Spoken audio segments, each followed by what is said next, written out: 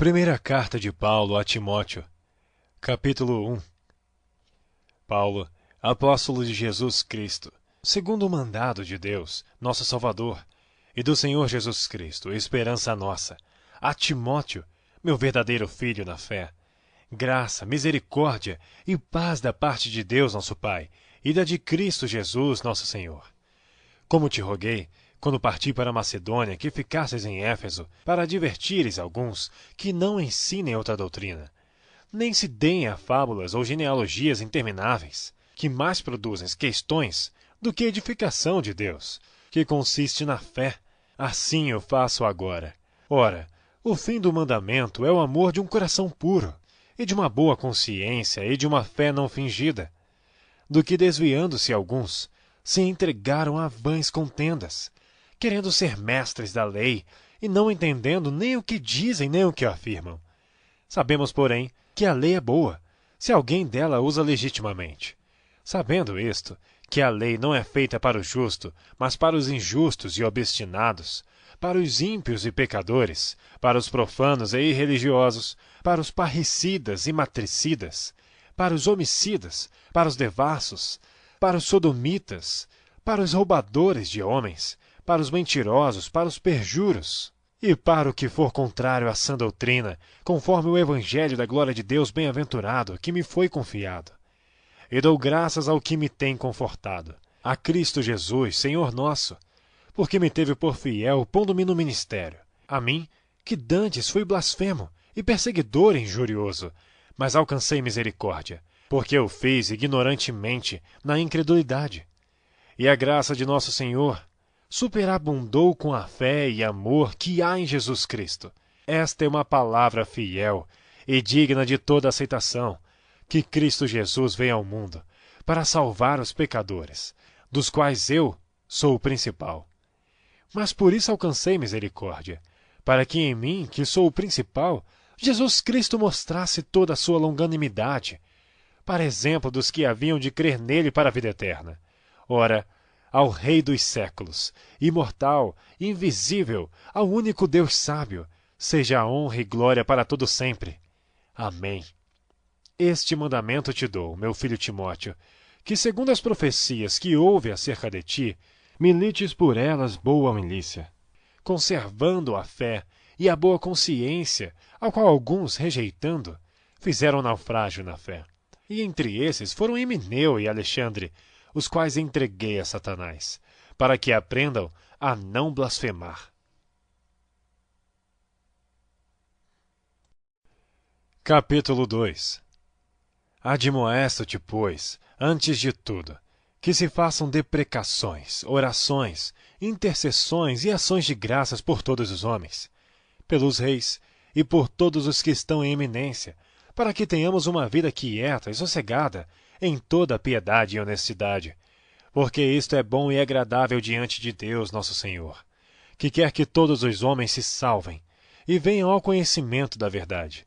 Porque há um só Deus e um só mediador entre Deus e os homens, Jesus Cristo, homem, o qual se deu a si mesmo em preço de redenção por todos, para servir de testemunho a seu tempo. Para o quê? Digo a verdade em Cristo, não minto. Fui constituído pregador e apóstolo e doutor dos gentios na fé e na verdade. Quero, pois, que os homens orem em todo lugar, levantando mãos santas, sem ira nem contenda. Que do mesmo modo as mulheres se ataviem em traje honesto, com pudor e modéstia, não com tranças, ou com ouro, ou pérolas, ou vestidos preciosos, mas, como convém a mulheres que fazem profissão de servir a Deus, com boas obras. A mulher aprenda em silêncio com toda sujeição. Não permito, porém, que a mulher ensine, nem use de autoridade sobre o marido, mas que esteja em silêncio, porque primeiro foi formado Adão, depois Eva. E Adão não foi enganado, mas a mulher, sendo enganada, caiu em transgressão. Salvar-se-á, porém, dando à luz filhos, se permanecer com modéstia na fé, no amor e na santificação. Capítulo 3. Esta é uma palavra fiel. Se alguém deseja o episcopado, excelente obra deseja. Convém, pois, que o bispo seja irrepreensível, marido de uma mulher, vigilante, sóbrio, honesto, hospitaleiro, apto para ensinar, não dado ao vinho, não espancador, não cobiçoso de torpe ganância, mas moderado, não contencioso, não avarento. Que governe bem a sua própria casa, tendo seus filhos em sujeição, com toda a modéstia. Porque se alguém não sabe governar a sua própria casa, terá cuidado da igreja de Deus? Não, neófito, para que, ensoberbecendo-se, não caia na condenação do diabo. Convém também que tenha bom testemunho dos que estão de fora, para que não caia em afronta e no laço do diabo. Da mesma sorte os diáconos sejam honestos, não de língua dobre, não dados a muito vinho, não cobiçosos de torpe ganância, guardando o mistério da fé numa consciência pura. E também estes sejam primeiro provados, depois sirvam, se forem irrepreensíveis. Da mesma sorte, as esposas sejam honestas, não maldizentes, sóbrias e fiéis em tudo. Os diáconos sejam maridos de uma só mulher, e governem bem a seus filhos e suas próprias casas. Porque os que servirem bem como diáconos adquirirão para si uma boa posição e muita confiança na fé que há em Cristo Jesus. Escrevo-te estas coisas, esperando ir ver-te bem depressa. Mas se tardar, para que saibais como convém andar na casa de Deus, que é a igreja do Deus vivo, a coluna e firmeza da verdade. E sem dúvida alguma, grande é o mistério da piedade. Deus se manifestou em carne, foi justificado no Espírito, visto dos anjos, pregado aos gentios, crido no mundo, recebido acima na glória. Capítulo 4. Mas o Espírito expressamente diz que nos últimos tempos apostatarão alguns da fé, dando ouvidos a espíritos enganadores e a doutrinas de demônios, pela hipocrisia de homens que falam mentiras, tendo cauterizada a sua própria consciência, proibindo o casamento e ordenando a abstinência dos alimentos que Deus criou para os fiéis e para os que conhecem a verdade, a fim de usarem deles com ações de graças. Porque toda criatura de Deus é boa, e não há nada que rejeitar, sendo recebido com ações de graças. Porque pela palavra de Deus e pela oração é santificada. Propondo estas coisas aos irmãos, serás bom ministro de Jesus Cristo, criado com as palavras da fé e da boa doutrina que tens seguido. Mas rejeita as fábulas profanas e de velhas, e exercita-te a ti mesmo em piedade. Porque o exercício corporal para pouco aproveita, mas a piedade para tudo é proveitosa, tendo a promessa da vida presente e da que há de vir.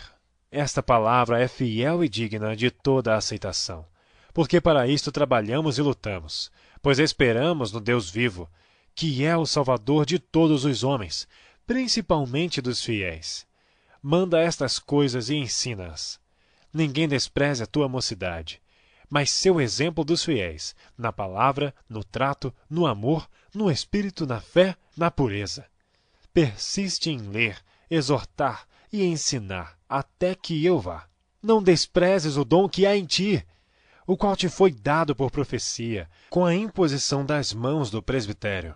Medita estas coisas, ocupa-te nelas, para que o teu aproveitamento seja manifesto a todos. Tem cuidado de ti mesmo e da doutrina. Persevera nestas coisas, porque fazendo isto, te salvarás tanto a ti mesmo como aos que te ouvem.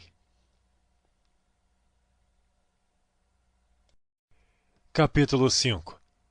Não repreendas asperamente os anciãos, mas admoesta-os como a pais, aos moços como a irmãos, às mulheres idosas como a mães, às moças como a irmãs, em toda a pureza.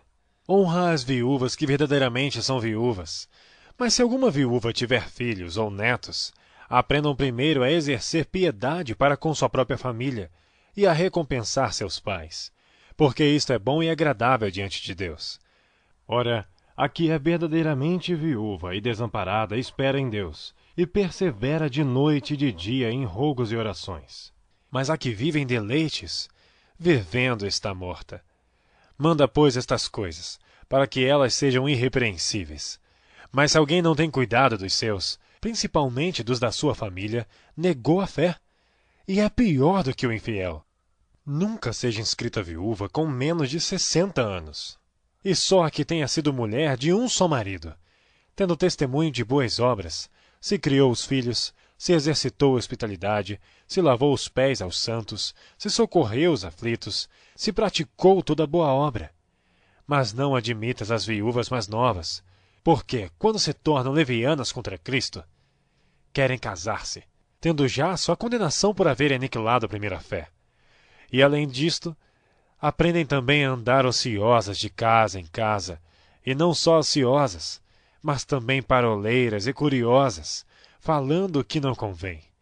Quero, pois, que as que são moças se casem, gerem filhos, governem a casa, e não deem ocasião ao adversário de maldizer, porque já algumas se desviaram, indo após Satanás.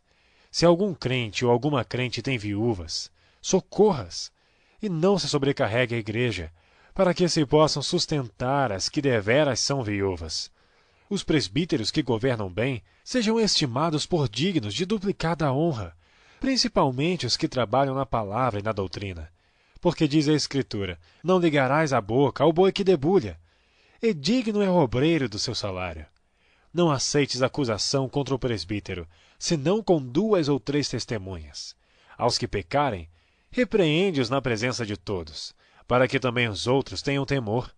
Conjuro-te diante de Deus e do Senhor Jesus Cristo e dos anjos eleitos, que sem prevenção guardes estas coisas, nada fazendo por parcialidade. A ninguém imponhas precipitadamente as mãos, nem participes dos pecados alheios. Conserva-te a ti mesmo puro. Não bebas mais água só, mas usa de um pouco de vinho por causa do teu estômago e das tuas frequentes enfermidades. Os pecados de alguns homens são manifestos precedendo o juízo, e em alguns manifestam-se depois. Assim mesmo também as boas obras são manifestas, e as que são de outra maneira não podem ocultar-se.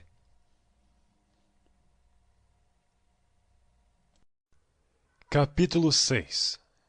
Todos os servos que estão debaixo do jugo estimem a seus senhores por dignos de toda a honra, para que o nome de Deus e a doutrina não sejam blasfemados. E os que têm senhores crentes, não os desprezem por serem irmãos, antes os sirvam melhor, porque eles que participam do benefício são crentes e amados. Isto ensina e exorta. Se alguém ensina alguma outra doutrina, e se não conforma com as sãs palavras de nosso Senhor Jesus Cristo, e com a doutrina que é segundo a piedade, é soberbo e nada sabe, mas delira acerca de questões e contendas de palavras, das quais nascem invejas, porfias, blasfêmias, ruins suspeitas, contendas de homens corruptos de entendimento e privados da verdade, cuidando que a piedade seja causa de ganho. Aparta-te dos tais. Mas é grande ganho a piedade com contentamento. Porque nada trouxemos para este mundo, e manifesto é que nada podemos levar dele. Tendo, porém, sustento e com que nos cobrirmos, estejamos com isso contentes. Mas os que querem ser ricos caem em tentação e em laço em muitas concupiscências loucas e nocivas, que submergem os homens na perdição e ruína. Porque o amor ao dinheiro é a raiz de toda a espécie de males. E nessa cobiça alguns se desviaram da fé, e se transpassaram a si mesmos com muitas dores. Mas tu, homem de Deus, foge destas coisas e segue a justiça, a piedade, a fé, o amor, a paciência e a mansidão. Milita a boa milícia da fé. Toma posse da vida eterna, para a qual também foste chamado, tendo já feito boa confissão diante de muitas testemunhas. Mando-te diante de Deus, que todas as coisas vivifica, e de Cristo Jesus, que diante de Pôncio Pilatos deu testemunho de boa confissão, que guardes este mandamento sem mácula e repreensão, até a aparição de nosso Senhor Jesus Cristo, a qual a seu tempo mostrará o bem-aventurado e único poderoso Senhor, Rei dos reis e Senhor dos senhores. Aquele que tem, ele só, a imortalidade, e habita na luz inacessível, a quem nenhum dos homens viu nem pode ver, o qual seja a honra e poder sempre eterno. Amém. Manda aos ricos deste mundo que não sejam altivos, nem ponham a esperança na incerteza das riquezas, mas em Deus, que abundantemente nos dá todas as coisas para delas gozarmos. Que façam bem, enriqueçam em boas obras, repartam de boa mente e sejam comunicáveis. Que entesourem para si mesmos um bom fundamento para o futuro, para que possam alcançar a vida eterna. Ó Timóteo, guarda o depósito que te foi confiado, tendo horror aos clamores vãos e profanos e às oposições da falsamente chamada ciência, a qual, professando alguns, se desviaram da fé. A graça seja contigo. Amém.